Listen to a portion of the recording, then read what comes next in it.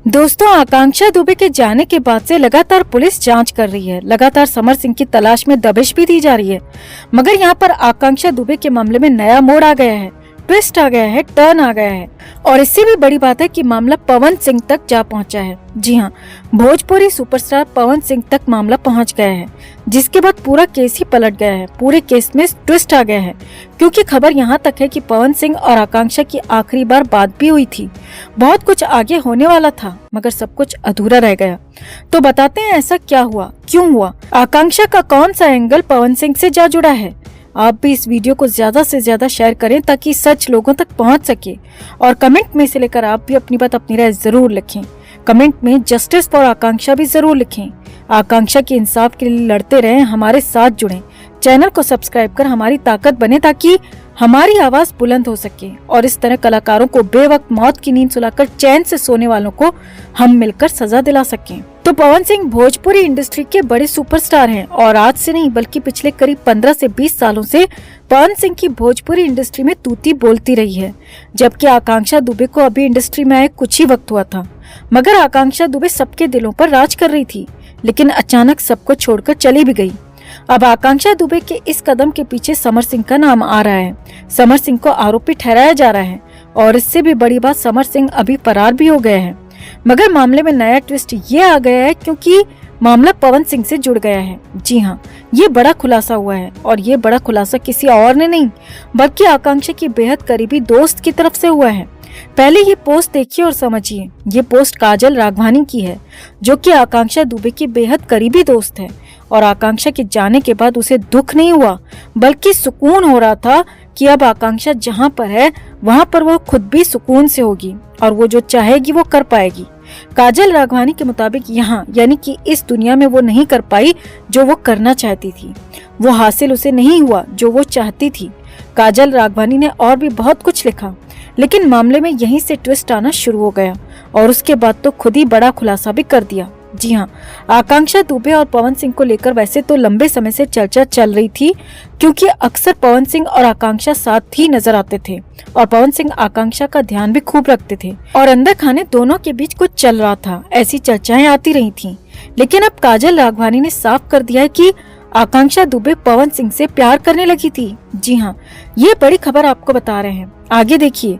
काजल राघवानी ने आगे बताया कि आकांक्षा दुबे यानी कि काजल को सब कुछ बता चुकी थी और उस सब कुछ में पवन सिंह का मामला भी था। यानी कि आकांक्षा की हिम्मत खुद नहीं हो पा रही थी कि समर सिंह से बगावत कर सके, क्योंकि समर सिंह आकांक्षा को अपनी प्रॉपर्टी समझता था। आकांक्षा को अपने अलावा किसी के साथ देखना तो दूर, काम करने भी नहीं देना चाहता था और इसी वजह से आकांक्षा डर के माहौल में रहती थी, खौफ के साए में जीती रहती थी। और काजल राघवानी को ये सब कुछ पता था। आकांक्षा सिर्फ काजल थी जिसे वो सब कुछ बताती थी।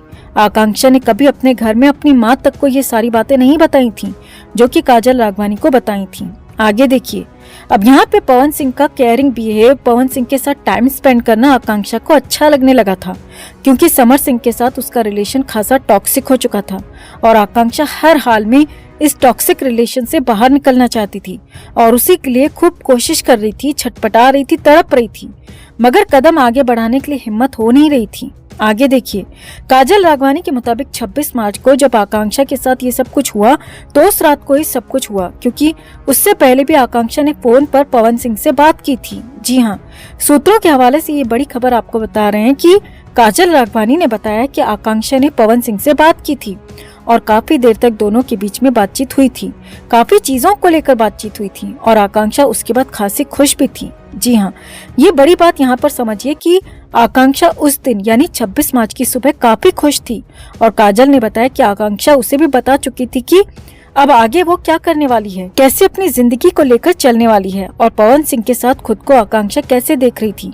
पवन सिंह के साथ रिश्ते पर आगे बढ़ने का फैसला कर चुकी थी। काजल राघवानी ने बताया कि आकांक्षा बेहद खुश थी और उस दिन खास तौर पर 26 मार्च को बेहद खुश थी, क्योंकि उस दिन ही हो सकता है कि वो कुछ बड़ा फैसला ले सकती थी। लेकिन ये रिश्ता अधूरा रह गया, ये प्यार अधूरा रह गया। आकांक्षा के सपने, आकांक्षा की इच्छा, उसकी जिंदगी की तमन्ना अधूरी रह गई। पवन सिंह के साथ जो ख्वाहिशें उसने पाली थी वो भी अधूरी रह गई। काजल के मुताबिक उस दिन 26 मार्च को वो सुबह बेहद खुश थी। जब वो घर से निकली तब भी खुश थी और जब वापस रात को पार्टी के बाद आई तो होटल वालों ने बताया कि वो लड़खड़ाती हालत में आई थी। उस पार्टी में बहुत कुछ हुआ था और बहुत कुछ ऐसा गलत भी हुआ था जिसका खुलासा होना बाकी है, क्योंकि अचानक से कोई इंसान जो पार्टी में जाने से पहले खुश हो, बहुत ज्यादा खुश हो, अपने दोस्तों को बता रहा हो कि वो जिंदगी में पहली बार इतना खुश है कि आगे बहुत कुछ करने वाला है, लेकिन अगले कुछ घंटों में यानी कि उस पार्टी में कुछ ऐसा हो जाता है कि जिससे अचानक पूरा केस पलट जाता है।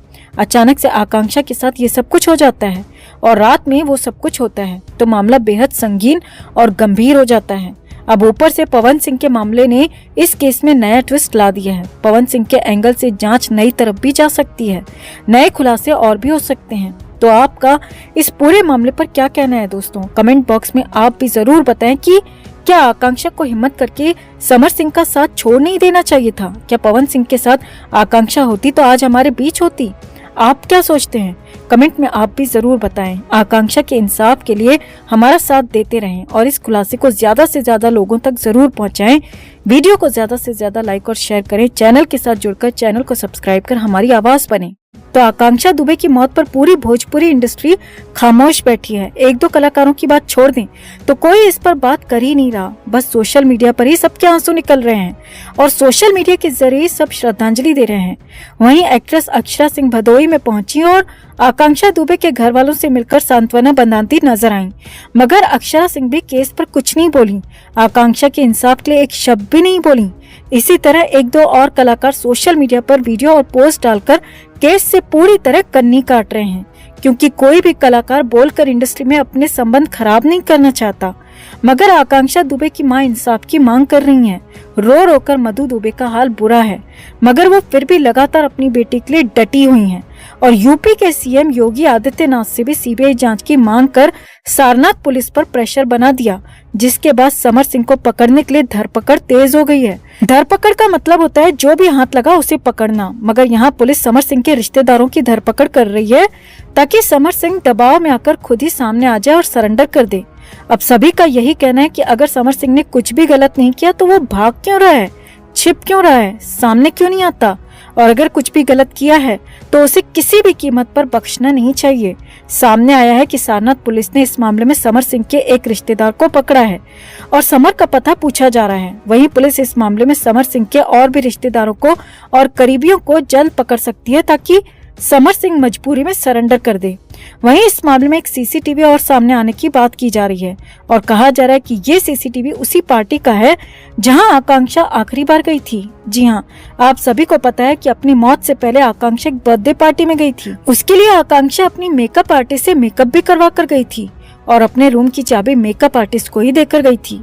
अब सामने आया कि पुलिस ने उस पार्टी के भी सीसीटीवी फुटेज निकलवाए हैं और बेहद गोपनीय सूत्रों की माने तो उस पार्टी में आरोपी समर सिंह की मौजूदगी भी सामने आई है। जी हाँ, ये बेहद हैरानी भरा खुलासा हो रहा है कि उस पार्टी में समर सिंह भी मौजूद था और इससे भी हैरानी की बात ये सामने आ रही है कि एक शख्स और संदेह के घेरे में है और वो सीसीटीवी फुटेज में चेहरे पर मास्क और सिर पर कैप लगाए हुए नजर आ रहा है।